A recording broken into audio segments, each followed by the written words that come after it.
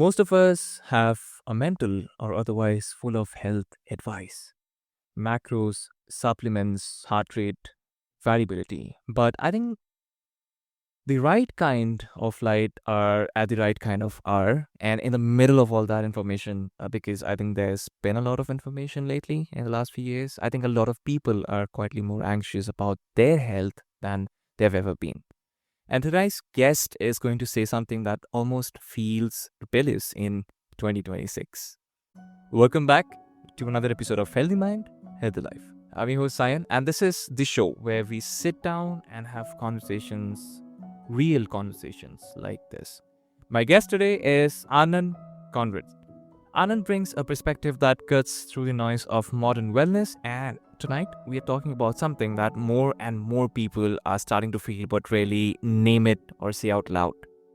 Folks, health is simple, and we are the ones making it complicated. So I welcome you to this conversation where we would be navigating through and unpacking what that actually means and where the complication is even coming from. So, Anand, welcome to the show. It's a pleasure to have you here with me tonight.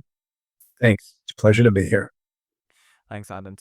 So, Anand, with that being said, before we get into the right kind of mentality that needs to be adapted to, I want to start somewhere honest with your story. I think uh, when you look at the way that people approach health today, all the apps, the protocols, the brands as well, was there a particular moment in your own work where you have realized just how far we have really drifted away from this simple, a really simple version of this?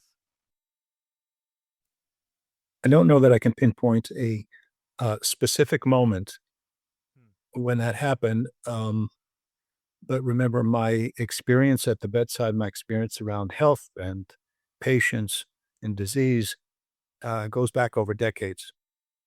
Um, my earliest, my earliest memory, my earliest medical memory is when I was 6 years old, Okay. when when my father took me on a house call. So that was my immersion into the world of doctoring. It was a simple world.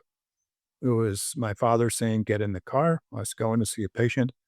It was simple. There was no insurance company. There was no electronic medical record, right? It was a very simple interaction between a doctor and a man who, in that case, was having chest pain. I had similar such experiences later. For example, in 1981, I worked in a clinic in a remote part of Kenya, no electricity, okay, removed from modern centers, um, just patients and me. So, for example, I ran a nutrition clinic for children who were undernourished. They were suffering principally from protein undernutrition, uh, even though we were surrounded by protein. We lived on a lake that was rich with fish, for example. So that too was a very simple um, arrangement, a doctor and a patient, no insurance company, no deductibles, no coinsurance, no electronic medical records, no core measures, no guidelines, right? And it was easy to see without all that noise, it was very easy to see what was important. Okay. So in the case of this particular baby that I'm thinking of, what was important was to teach the mother how to feed the child. Okay. Later on, things became much more complicated. I entered the world of conventional Western medicine in the United States, managed care, electronic records, all the things I just referenced. And those third parties, which were not originally at the table with the patient and the doctor, as I experienced it, had their own opinions about what should happen. Now, if you step back and you look at the net effect of introducing third parties with their own opinions, their own needs as to what should happen, you realize that they sometimes conflict with the needs of the patient, the doctor too, but let's focus on the patient for a moment. So I think I've had a sense all my life, really, that we are needlessly complicating things. And if you look at our society today and you look at the requirements of health, okay, and they're not very many, don't be fat, don't be sedentary, don't be sleepy, right? Eat right, exercise, and get lots of sleep. I mean, that's 90% of your health equation right there. So why aren't people just following those very simple ideas. They're not following them because there's so much noise around us. You touched on some of it, with supplements. That's just an illustration, but there's a lot more. Mhm. So um, it does seem ironic to some people that I'm a physician and I'd like to get free of doctors and drugs, but I'm a man like any other man. I just want to be healthy. Yeah, and I think that really tells us where we have really drifted away, compared to last few, maybe 2 or 3 decades. And um, uh, Dr. Anand, I think there is also an entire industry, if I'm honest, that's pushing the consumers in that direction, all right? And so I think that there's something internal too. I think the urge to really feel like we are in control, that we are doing something. So could you tell us perhaps the deeper patterns that you see underneath all of this, both in the system, which is obviously pushing us towards this, and in us as well as individuals? And, how should one really approach the solution to this as well, because I believe it's not going to be just easy, because there's also an entire system that's built around this, not just the food industry, the pharma industry, and I could say the entertainment industry to some extent as well. So what would you really like to say? At the individual level, I think the challenge for a lot of people is to recognize that not everybody's looking out for your interest. Hmm. I mean, a lot of people have come to that conclusion. I mean, I see it more and more. There's a lot of skepticism generally. People don't just rush off to TikTok and YouTube and say, "Oh, let me believe this guy and that guy." I'm not seeing that. I'm seeing doubts. I'm seeing skepticism. Having doubts and skepticism is important, given what prevails. It's not enough.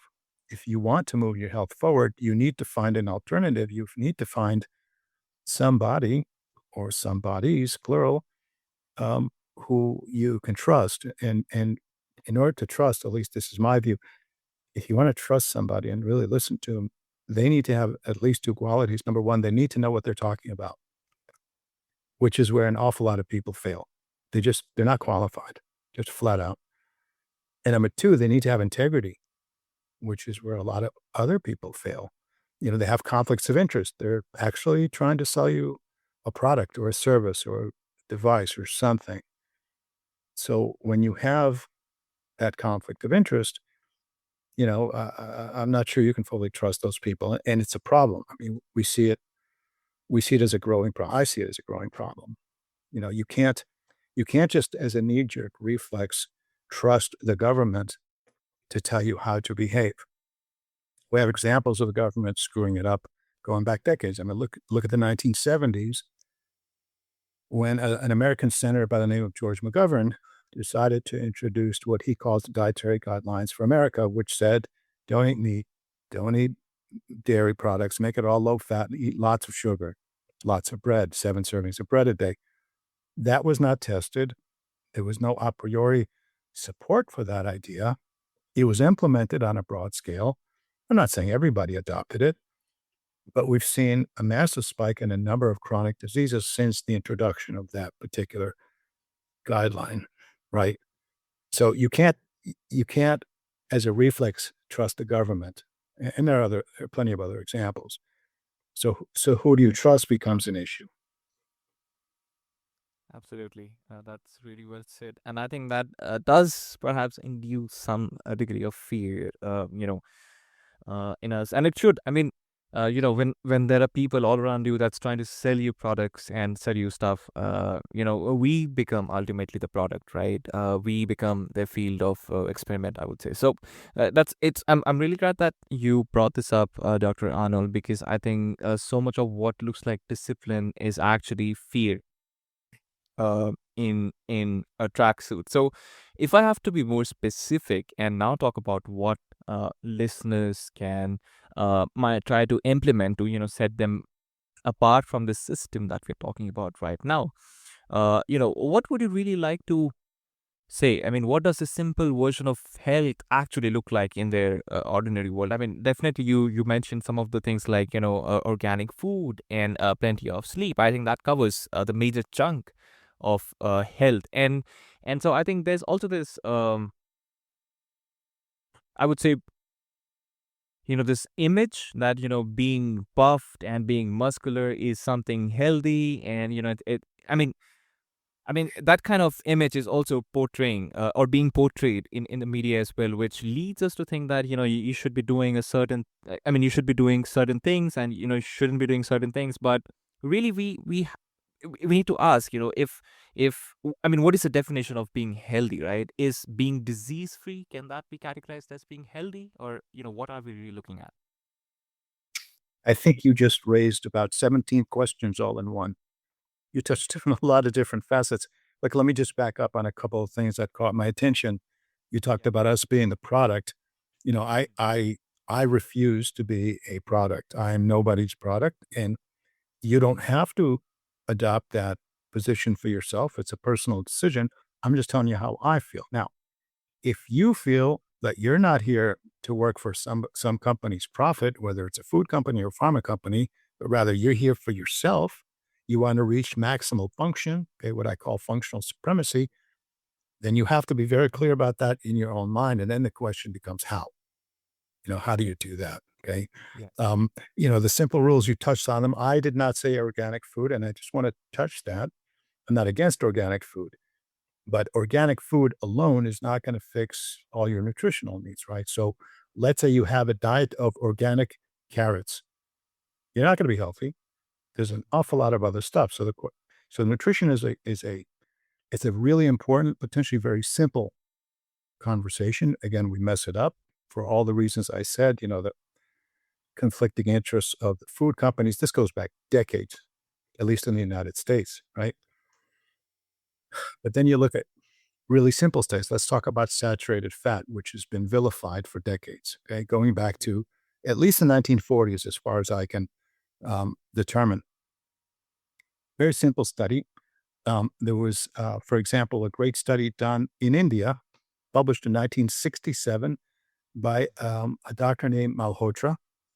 A lot of people don't know about this study, but what he did was he compared the health of the railway workers in northern India with the railway workers in southern India, where the difference between them behaviorally was the diet. The workers in northern India had diets very rich in um, ghee and butter and milk, those sorts of things, and the people in the south tended to be more on the vegetarian side and really not have so much of the dairy fats. Okay, Mm. the Yeah. difference was staggering. The workers in the north came out much healthier in cardiovascular disease. Okay. So it's not enough to say organic. You got to start getting into what do you really need. And here it becomes potentially very, very simple also. But because of all the noise, people start to get it confused. Now, remind me the other 15 questions you just asked me.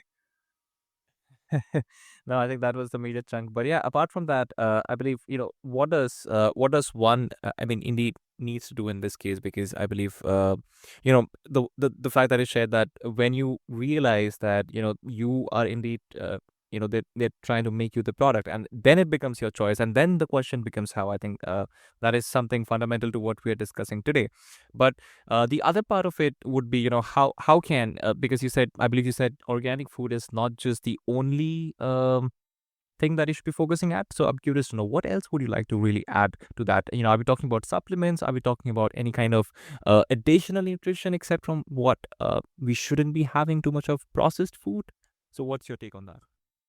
Yeah, I think fundamentally for health, you don't need supplements. Okay. My grandmother and your grandmother, they didn't take supplements all day long. They didn't hear about it. It was just not part of the conversation. And you know what? Man evolved to this point over 300,000 years without supplements. So what did he evolve on? Food. And if you trace back even farther than 300,000 years, if you go back a couple million, Cro-Magnon man, more recently, we evolved as predators. We evolved as a species that hunted for fat based on some of the research that I've been reading. Um, like fatty organs, brain, bone marrow. These are things that we don't even consider these days, but they were actively hunted by our predecessors. If you look more recently, if you look at what health correlates to, and you look at height as an example, as a measure of health, okay, developmental height, from childhood on, you know, stunting versus normal growth versus high growth. Where you see the highest growth as the measure of health, whether it's Holland, which has the Netherlands, which has a history of lots of dairy, cheese, milk, meat. If you look at other studies based on Europe from the Middle Ages, if you look at North America, when the Europeans arrived in North America, they were on average 5'6". The natives, like the Cheyenne and the Sioux and the Comanches, who were living on buffalo, which was essentially an all meat diet, were closer to 6 feet. So, first of all, today's sort of mantra that you should stay away from meat and animal-based foods is completely crazy. It's completely antithetical to the idea of proper nutrition. Yeah, I think that's a very solid message right there because I think there's a lot of discussion that really goes back and forth around being vegan. But that's one really solid idea that I would really like to. I mean, I totally Well, agree, and let me touch on that. Veganism is as much ideology as it is nutritional strategy. You hear different arguments for veganism. One is um, man is the only animal that drinks milk from other species, which is factually false. We have examples. Number one, number two, who cares? Okay, so we're the only ones. Also the only ones that use Zoom, but you yeah, still use it, and it's okay. And number two, we hear that it's we shouldn't eat animals because trying to protect animals. And then you look at the data and what you find that olives, which you need for olive oil, which vegans consume, the olive harvest actually winds up killing millions of songbirds because what they do, they vacuum the olives off the trees and they suck all the birds in there and kill them. Right. So wow, factually, yeah. So factually, if you're out there promoting veganism and by de facto, by example, you're promoting olive oil, okay, you're actually promoting mass death of birds, just as an example. Not to mention the fact that from a nutritional point of view, veganism has been associated with all kinds of poor outcomes. So man is not a vegan. agreed. Agreed.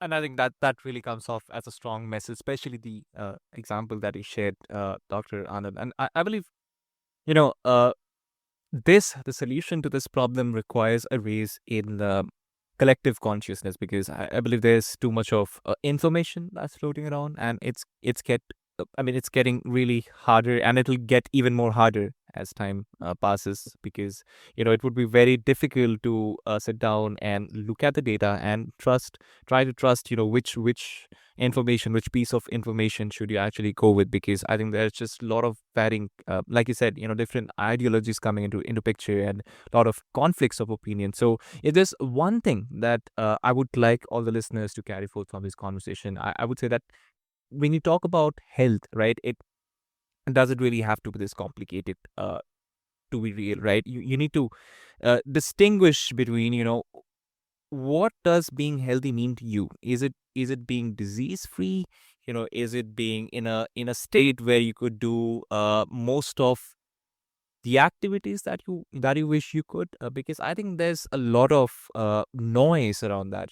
Like I said, Dr. Anand, people really visualize being healthy means in a uh, muscular figure for men, or for women could be in the perfect figure, right? Whatever that we're really idealizing here. But I think that is the question that you need to ask yourself, folks, because I think the boring fundamentals are not beneath you, right? They're underneath everything that actually works. So that is something that I would like you all to move with. But as we wrap this off, Anand, would love to ask you, where's the best place for listeners who want to keep learning from you and your work and the community that you've built? Where's the best place that you would direct them to go?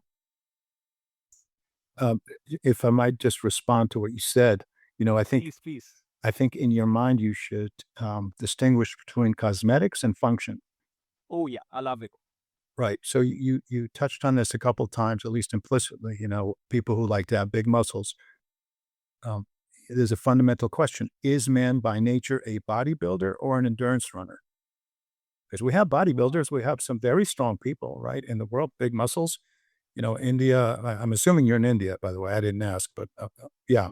Okay. So India produced a man, a wrestler by the name of the Great Gama. That was his stage name. I don't know if you ever heard of him. Um, from, I think it was Bengali. In any event, this guy would do 5,000 squats before breakfast. Okay. About 100 years ago.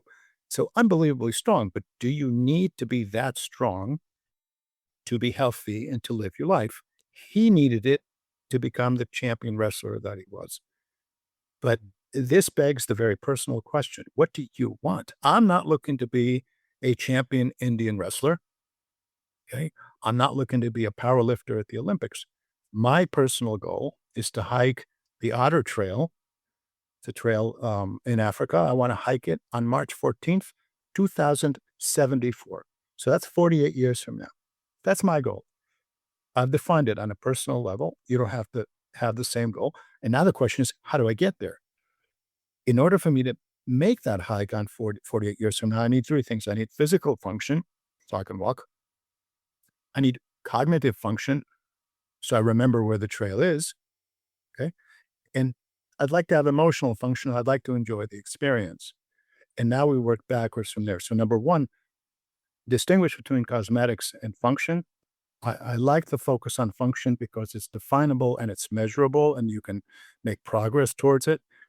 And then once if you define that it's function you're after, which I think is the case for a lot of us, then you have to ask how you get there. And the pillars are going to be physical, cognitive, and emotional. And then the question is, how do you get there? Well, in theory, it's very simple. It's don't be fat, don't be sedentary, don't be sleepy. The technical requirements are you need food, you need gravity, and you need a pillow.